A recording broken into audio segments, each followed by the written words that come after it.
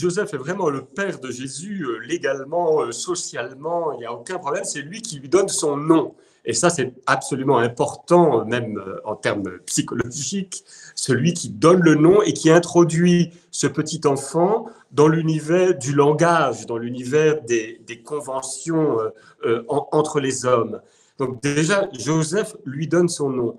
Ensuite, Joseph, comme un bon père juif, a comme mission essentielle auprès de son fils de lui apprendre les commandements. Shema Israël, écoute Israël, le Seigneur ton Dieu est l'unique, tu adoreras seulement le Seigneur ton Dieu, et tous les commandements. Et ça se continue, ce moment, avec... tu répéteras les commandements à ton fils, qu'il soit couché, qu'il soit debout, que tu sois dans ta maison, que tu sois en voyage. Donc Joseph, c'est vraiment celui qui, auprès de Jésus, non seulement lui donne son nom, mais lui apprend à parler et lui apprend les commandements, à les répéter pour les connaître par cœur, pour les mettre en pratique dans sa vie. Donc ça, c'est très important. D'autre part, Joseph est artisan et son fils va travailler avec lui. Est-il charpentier? Est-il fabricant de charrues? C'est l'artisan du village. Or, il vit dans un clan, les Nazoréens, dans un village de Galilée, où le judaïsme que l'on pratique est extrêmement pieux. Ce sont des colons revenus de Babylonie qui ont été installés là.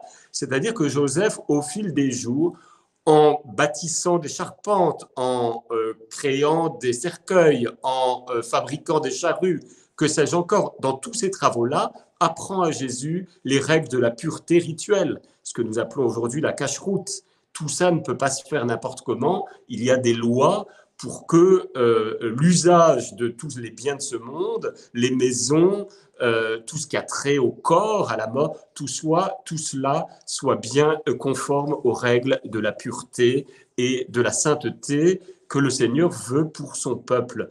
Donc Joseph est véritablement l'initiateur, le premier initiateur de Jésus à la Torah, en tant qu'elle est une loi sainte qui maintient le peuple élu dans la sainteté. Ce qui est extraordinaire, c'est qu'on va voir finalement des traits, et je trouve ça très touchant, des traits de caractère de Saint Joseph, de sa justice précisément, de son obéissance en tout temps à la loi. On va les voir jusque dans la bouche et le comportement de Jésus dès le début de son ministère.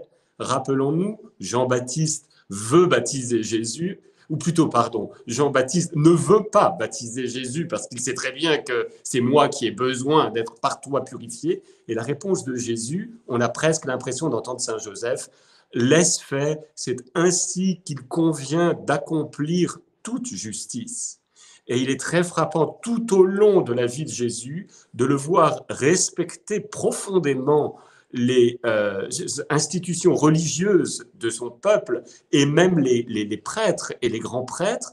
Et là, cette obéissance, il l'a apprise de son père, Saint Joseph, un juif pieux parmi les juifs pieux.